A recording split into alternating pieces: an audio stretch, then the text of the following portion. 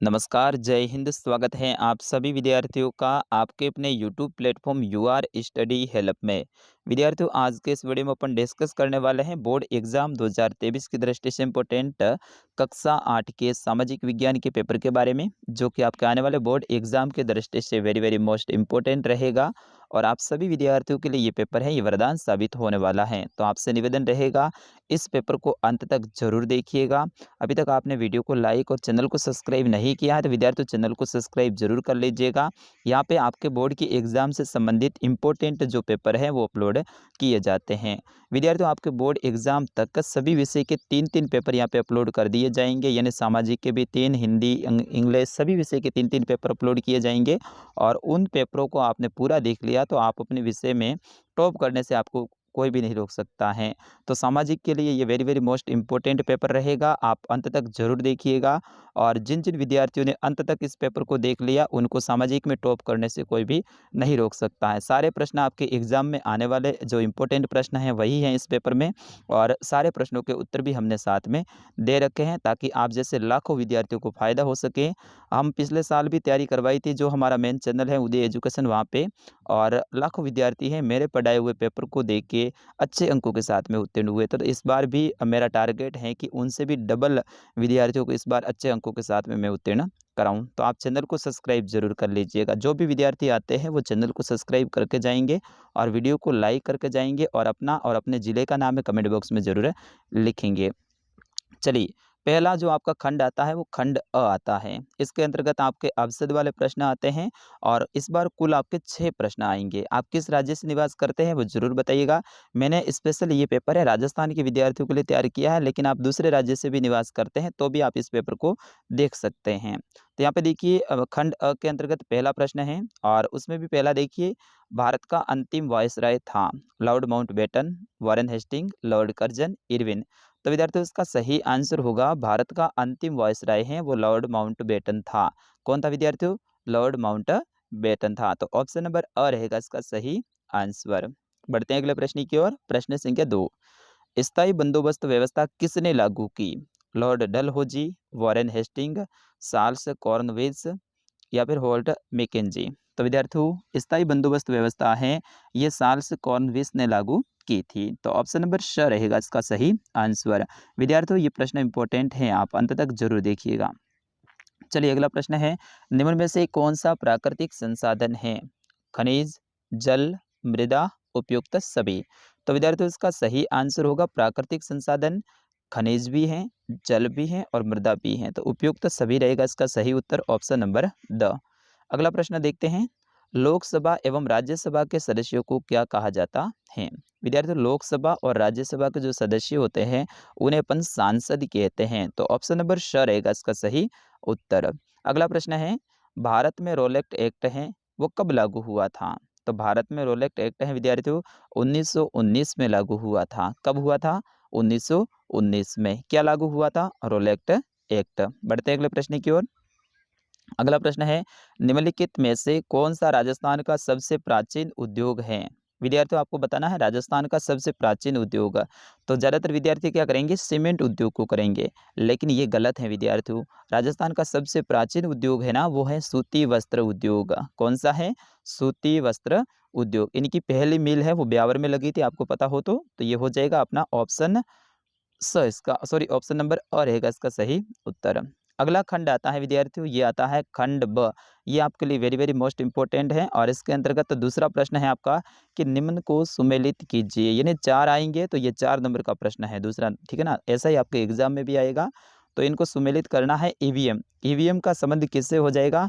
Electronic voting machine से, यानी इसका पूरा नाम क्या है ईवीएम का? Electronic voting machine. उसी तरह से बाल विवाह निषेध अधिनियम है वो कब लागू हुआ था? 1929, 1939 या फिर 1905।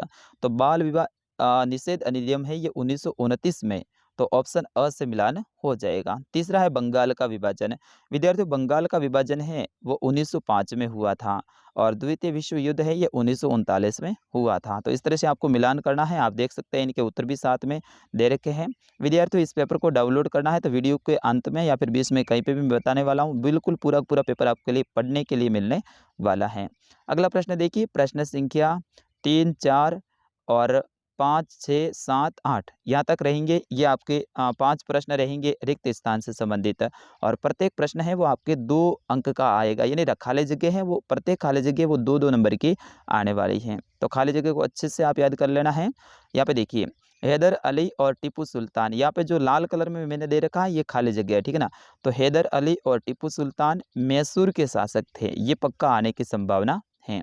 अगला देखिए, एक वस्तु अथवा पदार्थ की उपयोगिता उससे एक खाली जगह बनाती है, तो क्या बनाती है? संसाधन बनाती है। तो यहाँ पे खाली जगह में संसाधन आ जाएगा। अगला देखिए, समानता का अधिकार एक मौलिक अधिकार है।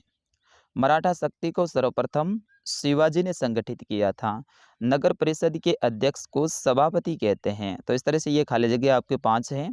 फिर उसके बाद में आपका जो खंड आता है वो आता है खंड स। इसमें देखिए, निम्न प्रश्नों के उत्तर दीजिए। ये प्रत्येक प्रश्न है वो आपके 4-4 नंबर के रहेंगे, सॉरी 3-3 नंबर के रहेंगे। तो यहाँ पे देखिए, राजस्थान में सर्वाधिक एवं न्यूनतम साक्षरता वाले जिले के नाम लिखिए। तो सर्वाधिक साक्षरता वो कोटा में है और न्यूनतम साक्षरता है वो जालौर में है। याद रखना विद्यार्थियों, ये प्रश्न आने की पूर्ण संभावना है। अगला प्रश्न देखिए, धर्म को राज्य से अलग रखना क्यों महत्वपूर्ण है? तो विद्यार्थियों, इसका सही आंसर होगा, बहुमत की निरंकुशता के चलते धार्मिक अल्पसंख्यकों के साथ में भेदभाव ना हो, इसके लिए धर्म को राज्य से अलग रखने की महत्वपूर्ण है। आर्थिक संसाधनों के उपयोग में किसी भी प्रकार का भेदभाव ना हो, किसी भी प्रकार की जोर जबरदस्ती ना हो और नागरिकों के मौलिक अधिकारों का हनन ना हो, इसलिए धर्म को राज्य से अलग रखा जाता है। अगला प्रश्न है प्रश्न संख्या 9। इसमें भी आपके 2 प्रश्न रहेंगे, 9वें में 1.5 नंबर के रहेंगे और टोटल ये 9वां प्रश्न है ये आपके 3 नंबर का है। स्वीप कार्यक्रम क्या है? विद्यार्थियों, ये प्रश्न पक्का आने की संभावनाएं बन रही हैं। स्वीप कार्यक्रम, तो इसका सही आंसर होगा, मतदाताओं, नागरिकों एवं निर्वाचकों को निर्वाचन प्रक्रिया के बारे में प्रशिक्षित करने एवं उनकी सहभागिता बढ़ाने के लिए निर्वाचन विभाग द्वारा बहुमुखी कार्यक्रम को सुव्यवस्थित मतदान शिक्षा और निर्वाचक सहभागिता को स्वीप कहा जाता है। यानी मोटे मोटे तौर पे अपन कहें तो स्वीप कार्यक्रम क्या है? मतदाताओं, नागरिकों, मतदाता कौन होते हैं? जैसे अपन जैसे आम लोग।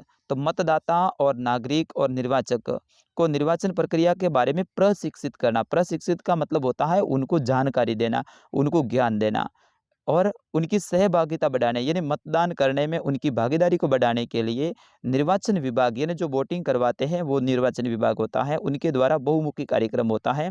उनको सुव्यवस्थित मतदान शिक्षा के लिए जो कार्यक्रम चलाते हैं उसी को कहते हैं स्वीप कार्यक्रम। और ये स्कूलों में पिछले बार खूब चला था, ठीक है ना। फिर उसके बाद में अभी इतना नहीं चलता है, लेकिन कक्षा 12 के जो विद्यार्थी होते हैं वो कोई 18 साल के आसपास में हो जाते हैं तो स्कूल में आके फिर मतदान के जो अधिकारी होते हैं, शिक्षा विभाग के अधिकारी होते हैं, वो समझाते हैं बच्चों को।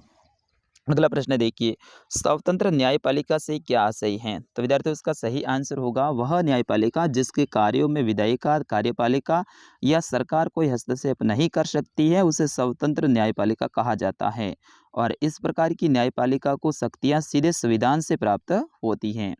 बढ़ते हैं अगले प्रश्न की ओर। ये दोनों भी इंपॉर्टेंट है। 10वें प्रश्न के अंतर्गत भी आपके 2 प्रश्न हैं। झूम खेती किसे कहा जाता है और सिपाहियों को नए कारतूस के ऊपर क्यों ऐतराज था? सबसे पहले झूम खेती। इस झूम खेती को घुमंतू खेती भी कहा जाता है और इस खेती में जंगलों में छोटे-छोटे जो भूखंड होते हैं उन पर कृषि की जाती है और इनमें वनों को काटकर जलाकर खेत तैयार किए जाते हैं और फिर वहाँ पे कृषक है वो खेती करते हैं। जैसे ही भूमि के अंदर की जो उर्वरक क्षमता समाप्त होती है तो कृषक उस जगह को खाली छोड़ देते हैं और नई जगह पे चले जाते हैं। फिर से जंगलों के अंदर जाते हैं, जंगलों की कटाई करते हैं, यानी पेड़ पौधों की कटाई करते हैं, उनको वहीं पे जलाते हैं, उनकी राख को ज़मीन के अंदर मिलाते हैं, फिर से वहाँ पे खेती करते हैं। तो ये क्या है? झूम खेती है, ठीक है ना। अगला देखिए प्रश्न इसी में दूसरा है कि सिपाहियों को नए कारतूस के ऊपर क्यों ऐतराज था? तो विद्यार्थियों, ये प्रश्न वेरी मोस्ट इंपॉर्टेंट है। सिपाहियों को नए कारतूसों के प्रयोग पर ऐतराज था क्योंकि एनाफील्ड राइफल में प्रयुक्त होने वाले कारतूस को राइफल में भरने से पहले मुंह से खोलना होता था और इन कारतूसों का मुंह बंद करने के लिए, यानी कारतूस के अंदर क्या होता था? बारूद होता था और गोलियां होती थी, तो उनको मुंह से खोलना पड़ता था। अब मुँह से उनका जो कारतूसों का जो मुँह होता है ना, उनको बंद पहले किससे कर दिया जाता था? गाय और सूअर की चर्बी से बंद कर दिया जाता था। ये बात हिंदू और मुस्लिम दोनों ही संप्रदाय के सिपाहियों के लिए आपत्तिजनक लगी, क्योंकि इस कार्य से उनका धर्म नष्ट होना माना जाता था। इसीलिए सैनिकों ने नए कारतूसों का प्रयोग करने से साफ-साफ मना कर दिया। यानी जो कारतूस थे ना, एनाफील्ड राइफल के अंदर उनके ऊपर जो पट्टी लगी हुई थी, यानी जहाँ से वो पैकिंग होती थी ना, वो पैकिंग है वो गाय और सूअर की चर्बी से बनी हुई होती थी, और उस पैकिंग को खोलने के लिए मुँह का प्रयोग किया जाता था, मतलब दाँतों से खोली जाती थी, इतनी टाइट होती थी। तो दाँतों से जैसे ही खोलेंगे तो उसके ऊपर तो गाय और सूअर की चर्बी लगी हुई थी। तो अपने हिंदू और मुस्लिम दोनों संप्रदाय के यहाँ पे सैनिक थे, तो उनको लगा कि भाई ये तो हमारा धर्म नष्ट हो रहा है, हम गाय का मांस कभी नहीं खाते, हम सूअर का मांस कभी भी नहीं खाते, और यहाँ तो हम मुँह से खोलना पड़ता है। इस कारण से उन्होंने कहा सैनिकों ने कि हम भाई इन राइफलों का ये कारतूसों का उपयोग नहीं करेंगे। अगला प्रश्न देखिए, प्रश्न संख्या 11, सार्वभौमिक वयस्क मताधिकार क्या है? तो विद्यार्थियों इसका सही आंसर होगा देश के सभी वयस्क नागरिकों को मत देने का अधिकार सार्वभौमिक वयस्क मताधिकार कहलाता है। विद्यार्थियों दोबारा से देख लीजिएगा, वेरी वेरी मोस्ट इंपॉर्टेंट है। देश के सभी वयस्क नागरिक कौन होते हैं विद्यार्थियों? जिनकी उम्र 18 साल या फिर इससे अधिक हो तो वो वयस्क गिना जाता है। तो देश के सभी वयस्क नागरिकों को मत यानी वोट देने का अधिकार है, उसे ही कहा जाता है सार्वभौमिक वयस्क मताधिकार। चाहे वो किसी भी जाति का हो, वो किसी भी धर्म का हो, किसी भी लिंग का हो या फिर किसी भी समुदाय से संबंधित हो, सभी को मत देने का अधिकार होता है। अगला प्रश्न है प्रश्न संख्या 12। ये 3-3 नंबर के प्रश्न है, ठीक है ना? पेट्रोलियम को काला सोना क्यों कहा जाता है? तो विद्यार्थियों उसका सही आंसर होगा, ये प्रश्न पक्का आएगा आपके एग्जाम में, पेट्रोलियम वाला ध्यान रखना है। तो इसका सही उत्तर होगा वर्तमान समय में पेट्रोलियम और इससे निर्मित उत्पाद जैसे कि डीजल, पेट्रोल, मिट्टी का तेल, मोम, स्नेहक आदि मूल्यवान होने के साथ-साथ में इनकी माँग है अपने भारत में बहुत ज़्यादा है। इसलिए पेट्रोलियम को काला सोना कहा जाता है। अगला प्रश्न देखिए 13, प्राथमिक क्रियाएँ एवं तृतीयक क्रियाओं में अंतर स्पष्ट कीजिए। मैंने एक बार क्या हुआ कि इसका मैंने टेस्ट लिया था अपने विद्यालय में, और वैसे हमारे विद्यालय के सारे बच्चे होशियार है जहाँ पे मैं पढ़ाता हूँ, लेकिन इस प्रश्न में हमारे सारे विद्यार्थी हैं वो कन्फ्यूज़ हो गए कि सर प्राथमिक क्रियाएँ क्या होती है, तृतीयक क्रियाएँ क्या होती हैं? और वो बोल रहे हैं कि सर हमें तो पता ही नहीं है।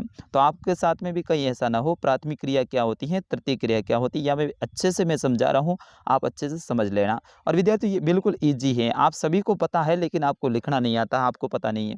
आप ऐसे ही मतलब इनको है ना ऊपर-ऊपर रख लेते हो। तो देखिए सबसे पहले प्राथमिक क्रियाएँ। प्राथमिक क्रियाओं में उन मानवीय क्रियाओं को शामिल किया जाता है जिनका संबंध प्राकृतिक संसाधनों के उत्पादन और निष्कर्षण से होता है, जैसे कि कृषि करना, पशुपालन करना, खनन करना। मतलब प्राथमिक क्रियाएँ वे क्रियाएँ होती हैं जिसमें मानव क्या करता है, प्रकृति से जो संसाधन प्राप्त होते हैं उनका उपयोग करता है। जैसे कि अपन खेती करते हैं, ये अपना पहला काम है। जो पहला काम होता है वो प्राथमिक क्रिया कहलाती है, ध्यान रखना। जैसे कि खेती करना, अपन मछली को पालते हैं तो वो भी पहला काम है। और जैसे कि खनिज को खनन करना यानी खनिज को अपन बाहर निकालते हैं, तो ये क्या है, प्राथमिक क्रियाएँ हैं। उसी प्रकार से तृतीय क्रियाएँ वह मानवीय क्रियाएँ हैं जिसके द्वारा प्राथमिक और द्वितीयक क्षेत्र को सेवाएँ प्रदान की जाती हैं। तृतीय क्रिया वह होती हैं जिसमें प्राथमिक क्रिया में अपन ने जो वस्तु तैयार की है उनको सेवा देना। सेवा का मतलब क्या होता है, यातायात, मतलब साधन के रूप में एक जगह से दूसरे जगह पे पहुँचाना, तो वो तृतीय क्रिया होती हैं। जैसे कि यातायात हो गया, व्यापार हो गया, बीमा हो गया और बैंकिंग हो गया। बीमा और बैंकिंग ये भी तृतीय क्रिया में आता है। क्यों? क्योंकि ये क्या करते हैं, प्राथमिक और द्वितीय क्रिया है उनको सहयोग प्रदान करते हैं। मतलब बैंक से अपन ऋण लाते हैं, ऋण से खेती करते हैं, तो ये क्या हो गया, अपने लिए सहयोग प्रदान किया, तो इस कारण से ये होगी तृतीयक क्रियाएँ। इसमें देखो मैंने 2 प्रश्न इंपॉर्टेंट बन रहे थे, अथवा में भी दे दिया, बाकी कहीं पे भी आपको ऐसा पेपर देखने को नहीं मिलेगा। रोपण कृषि क्या है? ये भी प्रश्न आ सकता है, वेरी वेरी मोस्ट इंपॉर्टेंट है और पक्का आएगा मुझे भरोसा है। रोपण कृषि वाणिज्यिक कृषि का एक प्रारूप है जिसमें एकल व्यापारिक फसलें जैसे कि काजू, कहवा, रेबड़, गन्ना, कपास आदि उत्पादित की जाती हैं, और इसमें बड़े पैमाने पर श्रम और पूंजी के साथ में परिवहन के साधनों की आवश्यकता होती है, क्योंकि कृषि उत्पादन का प्रसंस्करण खेतों पर या फिर आसपास के जो कारखानों में किया जाता है। अगला प्रश्न है कृषि आधारित उद्योग और खनिज आधारित उद्योग में अंतर स्पष्ट कीजिए। तो सबसे पहले देखिए कृषि आधारित उद्योग और खनिज आधारित है। इस श्रेणी के उद्योगों में कच्चा माल है वो वनस्पति से, फलों से, फसलों से प्राप्त होता है, और खनिज आधारित है, इसमें कच्चा माल है वो खनिज एस्को से उपयोग में लिया जाता है। ये अन्य उत्पादकों का पोषण नहीं करते हैं, जबकि ये अन्य जो उद्योग है उनका पोषण करते हैं, उद्योग है सॉरी, ठीक है ना। ये अन्य उद्योग का पोषण नहीं करते हैं, जबकि खनिज आधारित है ये अन्य उद्योग का पोषण करते हैं। इसमें सूती वस्त्र, चीनी, डेयरी उत्पादन आदि आते हैं और खनिज आधारित में लौह इस्पात आते हैं। अगला प्रश्न है, विश्व की जनसंख्या अत्यंत तीव्रता से यानी तेजी से बढ़ रही है, क्यों बढ़ रही है? तो विद्यार्थियों इसका सही आंसर है, विश्व की जनसंख्या अत्यंत तीव्रता से वृद्धि का प्रमुख कारण है लोगों के स्वास्थ्य सेवाओं में उपलब्धता में वृद्धि होना, जिसमें मृत्यु दर में कमी आई है, लेकिन जन्म दर में कमी न होने के कारण प्राकृतिक वृद्धि दर है उसमें बढ़ोतरी हुई है। इसके अलावा लोगों का प्रवास भी जनसंख्या वृद्धि को प्रभावित करता है। अगला प्रश्न है प्रश्न संख्या 16। इसमें आपके दो प्रश्न रहेंगे छोटे छोटे। पाश्चात्यवादी शिक्षा के विरोधी दो अंग्रेजों के नाम लिखिए। पाश्चात्यवादी का मतलब है अपने यहाँ की स्थानीय शिक्षा, जैसे कि संस्कृत भाषा उस समय पे चलती थी तो उसको पाश्चात्यवादी शिक्षा कहा जाता था। तो इसके विरोधी कौन थे? एक तो थे लॉर्ड मैकेलो, याद कर लेना विद्यार्थियों, लॉर्ड मैकेलो, और दूसरा था जेम्स मिल। इसका नाम तो आप सभी को याद है। अगला प्रश्न है, राजस्थान में चलने वाली आर्थिक क्षेत्र की दो योजनाओं के नाम लिखिए। आर्थिक क्षेत्र की बात हो रही है तो एक तो हो जाएगा भामाशाह रोजगार सृजन योजना और दूसरा हो जाएगा मुख्यमंत्री युवा चंबल योजना। अगला प्रश्न है, राजस्थान में 1857 की क्रांति के समय कितनी सैनिक छावनियां थी? इनके नाम लिखो। तो विद्यार्थियों राजस्थान में 1857 की क्रांति के समय 6 सैनिक छावनियां थी, नसीराबाद, नीमच, एरनपुरा, देवली, ब्यावर, खेरवाड़ा। ये 6 सैनिक छावनियां थी। बढ़ते हैं अगले प्रश्न की ओर। अगला प्रश्न है प्रश्न संख्या 18। हाशियाकरण शब्द से आप क्या समझते हैं? अपने शब्दों में दो वाक्य लिखिए। तो विद्यार्थियों इसका सही आंसर होगा, ये प्रश्न वेरी वेरी मोस्ट इंपॉर्टेंट है। किसी व्यक्ति या फिर समुदाय को समाज की मुख्य धारा से अलग कर देना या फिर अलग हो जाना हाशियाकरण कहलाता है। सबसे पहले तो आपको पता होना चाहिए कि हाशियाकरण क्या होता है। तो किसी व्यक्ति या फिर समुदाय को समाज की मुख्य धारा से, यानी कोई व्यक्ति है या फिर कोई समुदाय है, उनको अपने जो समाज की मुख्य धारा है यानी जो मेन धारा है उनसे अलग कर देना या फिर उसको अलग हो जाना हाशियाकरण कहलाता है। इसका परिणाम क्या होता है? इसके परिणाम स्वरूप समाज के कुछ समुदाय या फिर एक ही समुदाय के कुछ समूह है वो निम्न सामाजिक स्तर जीवन जीते हैं और वे शैक्षिक व अन्य संसाधनों तक अपनी पहुंच नहीं बना पाते हैं, यानी उनका जीवन बहुत ज़्यादा कठिन हो जाता है। अगला प्रश्न है, आदिवासी लगातार हाशियों पर क्यों खिसकते जा रहे हैं? दो कारण लिखिए। तो विद्यार्थियों ये भी प्रश्न इंपॉर्टेंट है, तो दो कारण लिखने हैं। पहला कारण है कि आदिवासी विभिन्न कारणों से अपनी वन भूमि को खोते जा रहे हैं और जिनसे उनकी आजीविका के साधन समाप्त हो रहे हैं। दूसरा है, आदिवासियों को अपनी आजीविका प्राप्ति हेतु कस्बों और शहरों की ओर पलायन करना पड़ता है। वहाँ वे गरीबी रेखा से नीचे जीवन यापन करने को मजबूर हो जाते हैं क्योंकि पहले से उनकी आर्थिक स्थिति ठीक नहीं होती है। अगला प्रश्न देखिए, अपराध की जांच करने में पुलिस की क्या भूमिका होती है? ये प्रश्न पक्का आएगा, ठीक है ना। अपराध की जांच में पुलिस की क्या भूमिका होती है और जो न्यायाधीश है उनकी क्या भूमिका होती है, पटवारी क्या काम करता है, ये सारे के सारे प्रश्न इंपॉर्टेंट है। 3-4 प्रश्न है, ग्राम सेवक क्या काम करता है, तो ये अच्छे से आप याद कर लेना। बढ़ते हैं अगले प्रश्न की ओर, प्रश्न संख्या 20। ये प्रश्न वेरी वेरी मोस्ट इंपॉर्टेंट है, राजस्थान के मैप से संबंधित, राजस्थान के विद्यार्थियों के लिए। राजस्थान के मानचित्र में निम्न को अंकित कीजिए। बीकानेर कहाँ है? बीकानेर ये है विद्यार्थियों, ये आपका बीकानेर है। उसके बाद में जोधपुर, तो जोधपुर विद्यार्थियों ये है, ये जोधपुर है, ठीक है ना। तो ये जोधपुर हो जाएगा। फिर उसके बाद में भीलवाड़ा, भीलवाड़ा विद्यार्थियों है वो ये है, ये भीलवाड़ा, ठीक है। फिर उसके बाद में जयपुर, जयपुर राजस्थान की राजधानी है और ये है, ठीक है ना, ये जयपुर है। तो इस तरह से आपको राजस्थान के मानचित्र में बढ़ना है। कोटा का पूछे तो आपका कोटा हो जाएगा ये आपका कोटा है, ठीक है। फिर उसके बाद में अजमेर का पूछे तो ये आपका अजमेर है, ठीक है ना। नागौर का पूछे तो ये नागौर है। बाड़मेर का पूछे तो ये बाड़मेर है। और फिर उसके बाद में गंगानगर ये हनुमानगढ़, ये चूरू, ये सीकर, ये झुंझुनू। इस तरह से आप राजस्थान के मैप को अच्छे से याद कर लीजिए। सॉरी, ये झुंझुनू है ऊपर वाला और नीचे वाला ये सीकर है, ठीक है। बढ़ते हैं अगले प्रश्न की ओर। खंड द, इसमें जो प्रत्येक प्रश्न है वो आपके 6 नंबर का प्रश्न रहने वाला है, यानी यहाँ पे 6 नंबर के 4 प्रश्न आएंगे। देखिए यहाँ पे मृदा निर्माण को प्रभावित करने वाले कारक कौन कौन से हैं? तो यहाँ पे जनकशैल, जलवायु, उच्चाव, कार्बनिक पदार्थ और समय। अगला प्रश्न है, मृदा निम्नीकरण के प्रमुख कारण और इसे रोकने एवं इसके संरक्षण के उपाय लिखिए। तो विद्यार्थियों ये इनका उत्तर बड़ा है, तो आप आराम से वीडियो को पॉज़ करके यानी रोक के भी याद कर सकते हैं या फिर स्क्रीनशॉट ले सकते हैं इनका। अगला प्रश्न है कि विश्व की जनसंख्या के असमान वितरण के क्या कारण हैं? तो विद्यार्थियों विश्व की जनसंख्या के असमान वितरण के भौगोलिक कारण, सामाजिक कारण, सांस्कृतिक कारण और आर्थिक कारण हैं मुख्य रूप से। या फिर जनसंख्या पिरामिड क्या है? ये किसी देश की जनसंख्या को समझने में किस प्रकार मदद करते हैं? विद्यार्थियों ये प्रश्न पक्का आएगा, 101% मैं बोल रहा हूँ, ये प्रश्न आएगा जनसंख्या पिरामिड। अच्छे से याद कर लेना, बाद में आप रोओगे। 6 नंबर का प्रश्न है, कोई कम नहीं है। कितने नंबर का है? 6 नंबर का प्रश्न है, तो अच्छे से याद कर लेना है। और अंतिम प्रश्न है कि अंतिम मुगल बादशाह ने अपने आखिरी साल वो किस तरह से बिताए थे? और इसी में अथवा में मिल जाएगा दिकुओं से आदिवासियों की खुशी के क्या कारण हैं? तो विद्यार्थियों ये पूरा का पूरा पेपर था कक्षा 8 सामाजिक विज्ञान का, और पूरा का पूरा पेपर मैंने समझा दिया है। अब याद करना आपके हाथ में। अभी तक समझ में नहीं आया तो दोबारा से इस वीडियो को देख लीजिएगा। 2 और सामाजिक के पेपर इसी चैनल पे आने वाले हैं, और उस वीडियो को देखने के लिए आप चैनल को अभी सब्सक्राइब कर लीजिएगा। आपने वीडियो को अंत तक देखा है तो अच्छे से इस पेपर को समझ लिया होगा। अब इस पेपर को शेयर कर दीजिएगा, और हाँ, अपने विद्यालय का नाम है ना वो कमेंट में ज़रूर बताइएगा। और विद्यार्थियों इस पेपर को डाउनलोड करना है तो शुरुआत में भी मैंने आपको कहा था, आपको जाना है गूगल में, और गूगल में जाने के बाद में आपको सर्च करना है उदय स्टडी